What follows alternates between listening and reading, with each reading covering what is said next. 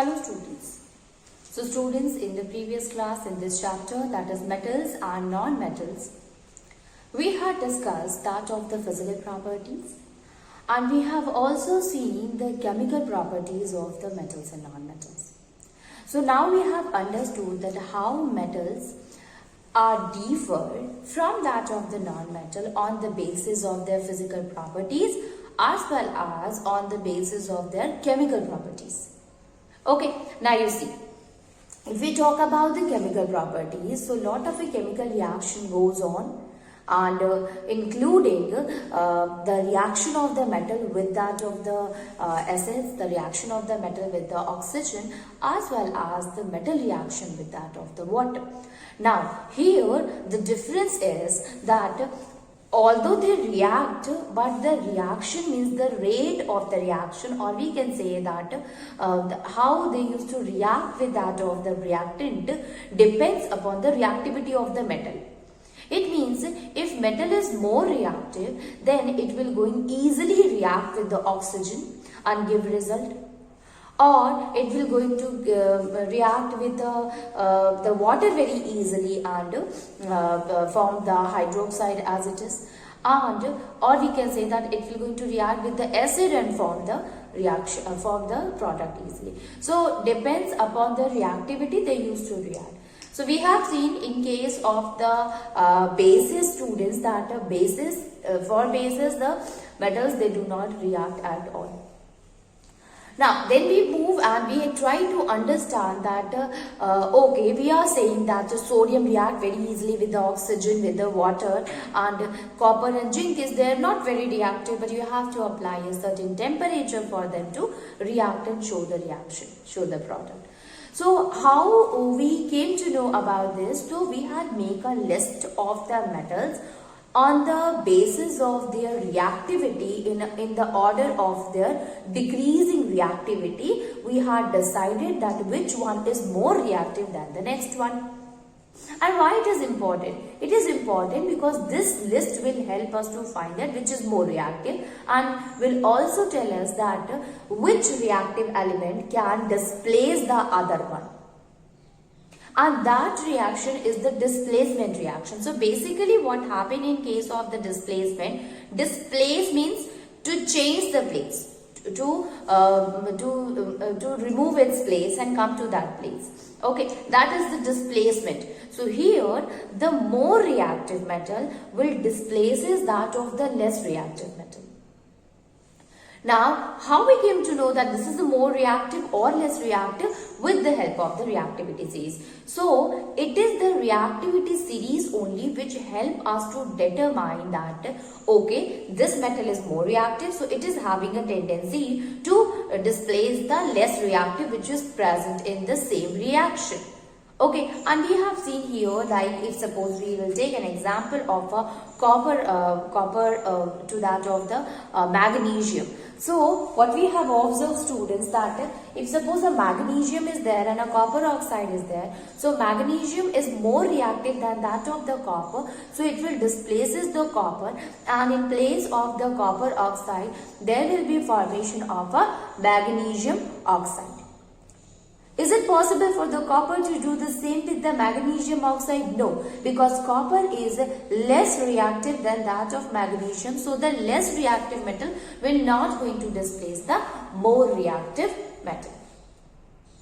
Now let us try to understand this concept with some other examples also, other reactions also. So you see student that if suppose we will take an example of aluminium. Now what will happen when this aluminium react with the iron? Okay.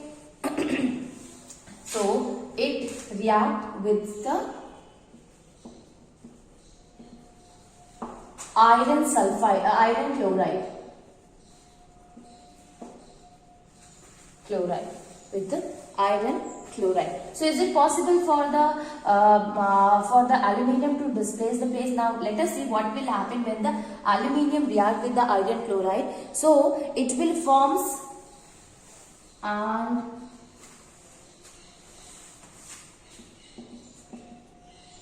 it will form aluminium chloride and iron will left as it is. Okay, so due to this, the formation of aluminium chloride. So let me write the reaction. So this is the symbol of the aluminium, that is Al. L is the small one, A will be the capital. When this A will react with the iron chloride, the formula of the iron chloride is FeCl3. FeCl2, sorry students, okay. It is FeCl2. So when this FeCl2, it will react. This is what? This is the ferric chloride, or we can also say that is this iron chloride. Let me tell you the iron, the formula, the symbol of the symbol for the atom iron, we will use it, that is Fe, and Cl2 is for the chlorine. So that is why iron chloride is FeCl2. This is what? This is aluminium. So when they react with each other, then there is a formation of 2AlCl3. This is what, student? This is aluminium chloride. Okay. So we can say that it is what? It is aluminium chloride, and what will be the product which is displaced by that of the aluminium is the iron. So we can write it here, aluminium chloride plus iron. Okay, then iron will be there. Okay, so you see that since the aluminium is more reactive, when you look at the reactivity series, you will find that since the aluminium is more reactive than that of the iron, so it will displace the place of the iron in the iron chloride, and after displacement you will find that iron will be left out, while that of the aluminium has taken the place of the iron here. So this is what? This is an example of a displacement. So aluminium displaces the place of the iron from the iron chloride, and then it forms the aluminium chloride. Now a very familiar example, if suppose we will take, student, this example you have already studied in class 7th also, in which if suppose we will going to take the copper sulfate solution. So copper sulfate solution is blue in color. Okay, it is blue in color, and when you add a iron filling to it, so after addition of the iron filling, it will turn green in color. Okay, so what does that mean? It means here the iron has displaces that of the copper from the copper sulfate solution and form iron sulfate, which is green in color. Okay, so this is what? This is also an example of a displacement reaction.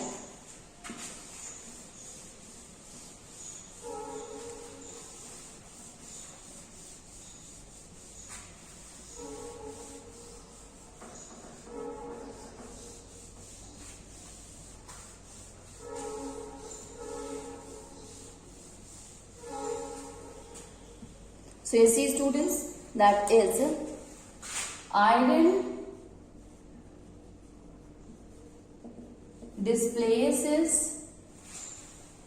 displaces copper from copper sulfate,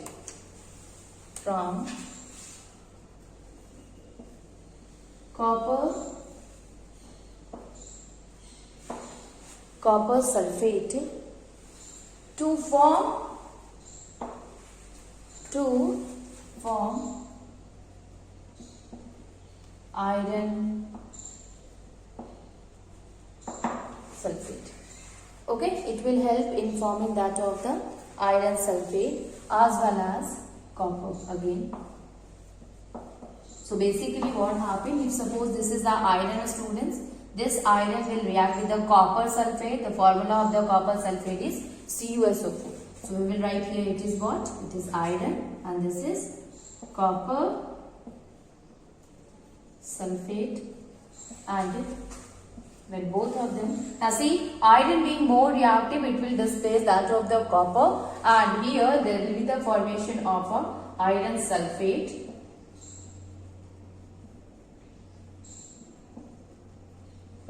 plus copper blue. Okay, when you look at the color of this copper sulfate, you will find that this solution is having blue in color. Okay, and when the reaction occur, then it will turn to green in color. Basically, in this copper sulfate solution, when we will add this iron filling or a iron nail, what will happen? The blue color, it starts changing into green color, which proves that iron is reacting with the copper sulfate and displacing its place and form ferrous sulfate, so form the iron sulfate here. Okay, so this is the proof of that of the displacement reaction. So I hope you all have understood the term that is displacement reaction. This is a very common reaction, student, which you have seen in the previous classes also. So this is what? This is also an example of a displacement. So what is the displacement reaction? It is a reaction in which more reactive metal will displaces the less reactive metal. Okay?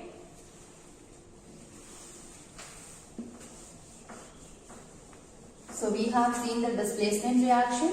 Now let us move and try to understand another topic, and that is corrosion.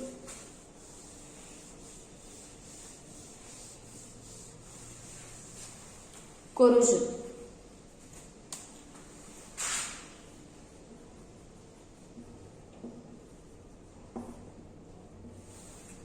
What is a corrosion, students?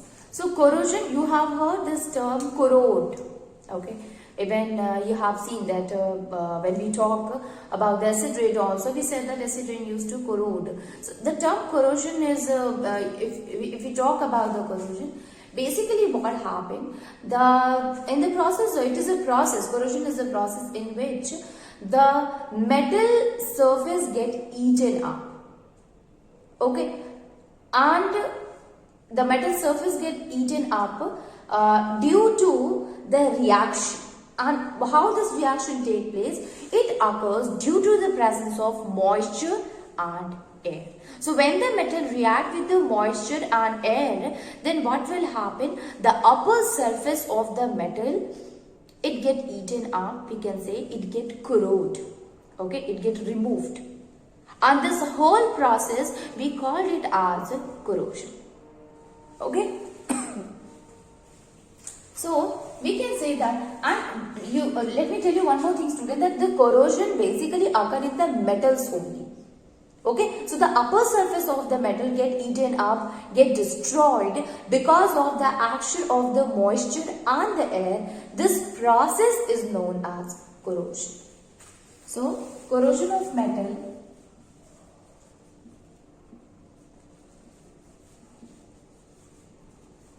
corrosion of metals is the process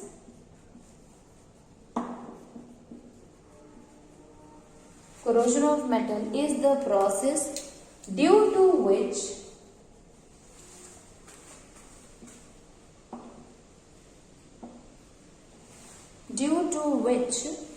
the surface of the metal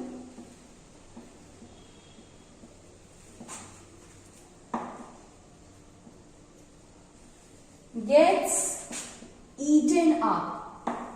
The surface of the metal gets eaten up by the action of air and moisture. Okay, it gets eaten up by the action of air and moisture. So basically what happened, if suppose we are saying here that it is reacting with the air and moisture, here in place of air, you know that the air consisting of different gases, so which gas will react with that of the metal to do the corrosion? So it is the oxygen which is present in the air and corrode the metal. So metal used to react with the moisture which is present in the atmosphere, as well as it will react with the oxygen and collectively corrodes the surface. Okay, and what is the meaning of a corrosion here? That it corrodes the surface, eaten up. There is a formation of another layer. which used to harm the metal. So we can write it that a metal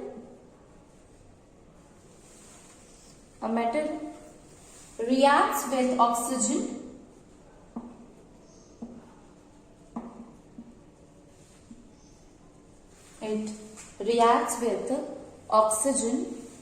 and moisture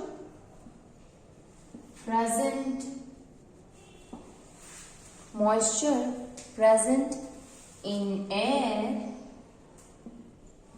to form a layer of its compound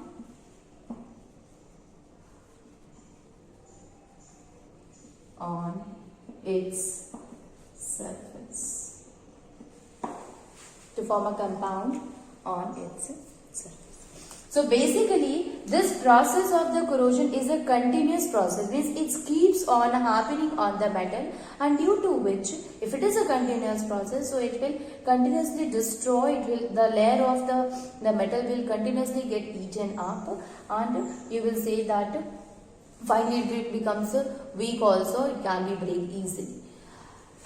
If this process occur with that of the iron, you have heard about this term, in Hindi we used to call it jung lagna, So, lohe mein jung lagna. So, what does that mean? It means here we are talking about the rust, iron rust. So, rusting of the iron is what? It is a form of a corrosion only. So, there also the iron, it reacts with the water and the oxygen which is present in the atmosphere, and continuous exposure of that will form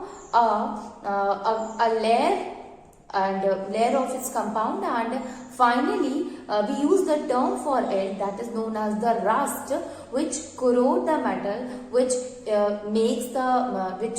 eat up all the surface of the metal.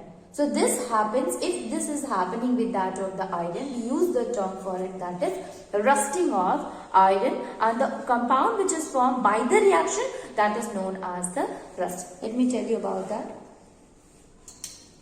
So we can write it that corrosion is a continuous process.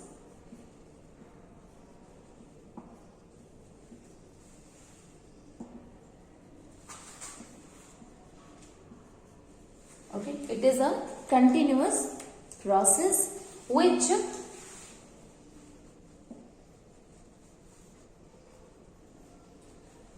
gradually eats up the metal,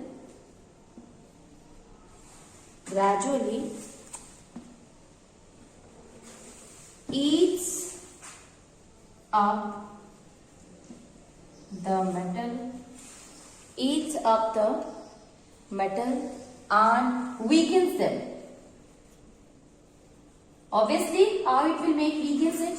You see, students, if the upper surface, you know that the metals are very hard, and if it will get attacked, or if its surface get eaten up continuously, what will happen? The surface gets removed, or there is a formation of another compound on it, will make it weak. Now, if suppose you will beat it, the iron means iron which is having rust, okay, and if you beat it with the hammer, it will get break down. Okay, so how it get weakened up? Due to that of the corrosion. Okay, due to the reaction, it get weakens. Now, if we talk that this corrosion, it happened with the iron, we use a term for it, and that is known as rusting of iron.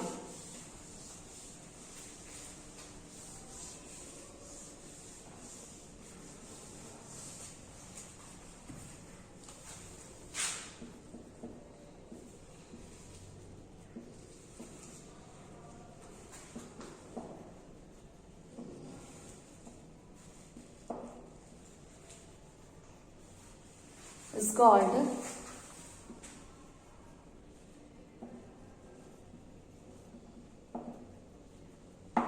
rusting of iron. Okay, what is the rust here? So if we define rust, so rust is what? It is a kind of a brown colored compound. brown flaky substance is there which is formed due to the reaction of the iron with the water or with the moisture and oxygen. So it is what you will see that if an iron is having rust, when you look at the iron, it appears very brownish in color. That is brown in color. So we will say that rust is basically, it is a brown, a flaky substance is there, and it occurs when the iron reacts with the moisture and the oxygen present in the atmosphere. So rust is a brown color substance, brown flaky substance which is formed when iron reacts with oxygen and moisture. Oxygen and moisture present in the air.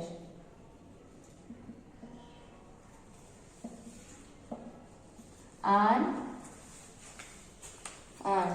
forms hydrated iron oxide. Hydrated iron oxide. Okay, it will form a hydrated iron oxide. So you see, student, if suppose this is an iron, this iron, when it reacts with the oxygen as well as in the presence of the water, student, so we will also write it. What does that mean? It means we are talking about the moisture here. So when this iron will react with the oxygen and moisture, so in place of a moisture we will write the, and this is what this is, iron. So there is a formation of a hydrated iron oxide. Okay, so here we will write it, that is, this is Fe2O3.XH2O. Okay. So this is what? This is rust or hydrated iron oxide. Okay, hydrated iron oxide is there, students, or we can use a term for it, and that is called as rust. So this rust is formed when the reaction occurs between that of the air, it means oxygen, and the moisture. Moisture means what? The water vapor which is present in the atmosphere. So that is the moisture only, or the water itself also. So that will cause the rust here. So this is what? This is the formula of the iron rust. In place of a X, you can simply write it the H2O also. There is no problem. The actual formula is XH2O, but you can write it here H2O also, no issues. Now you see. Now is the rust only occur or the corrosion only occur in the iron, student? No. By the definition itself we had explained that the corrosion is a process which occurs gradually with all the different kind of metals. Okay, so we have understood that how the corrosion occur, how the rust is formed in case of the iron.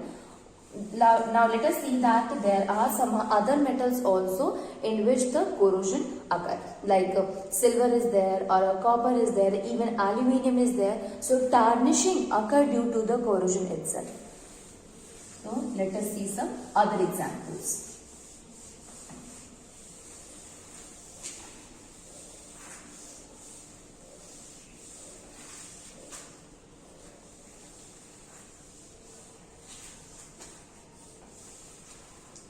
So, other examples of corrosion.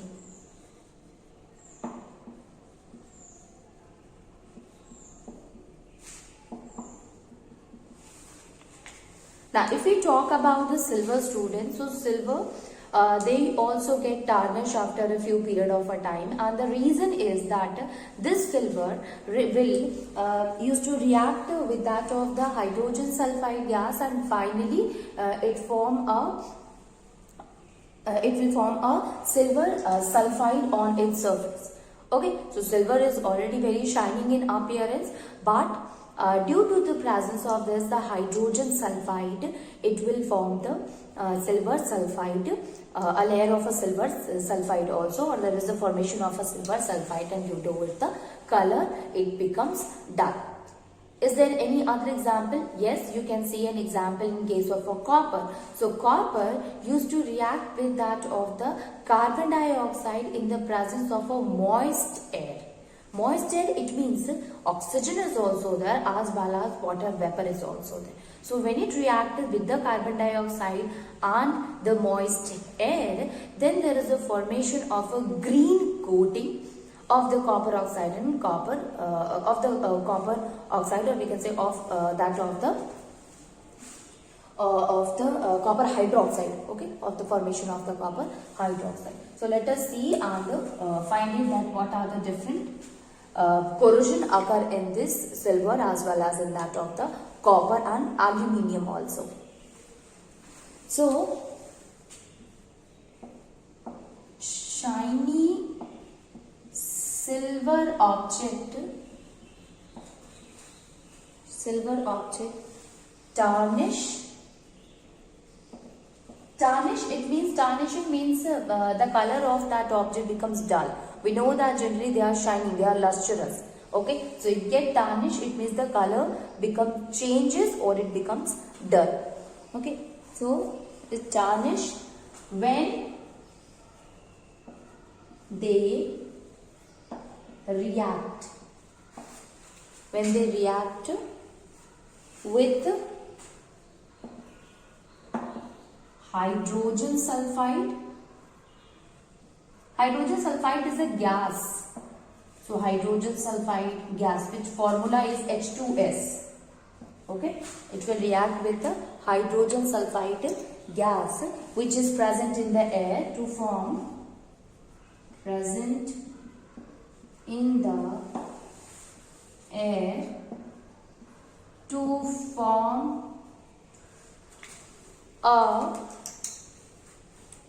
a layer of black silver sulfide. A layer of a black silver sulfide on their surface. So this basically happened when the silver is there and hydrogen sulfide gas is there. So you see that after a period of a time the color of the silver get tarnished, it get changes, it becomes black, and the reason is because there is a formation of a layer, that is a silver sulfide, and it occur as it will react with the gas, and that is known as a hydrogen sulfide. Now let us see the next one is that of the copper. So if we see in case of the copper, so copper object is there, reacts with carbon dioxide. It reacts with carbon dioxide,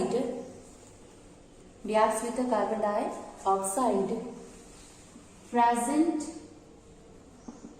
in the moist air. To form a green coating of copper hydroxide.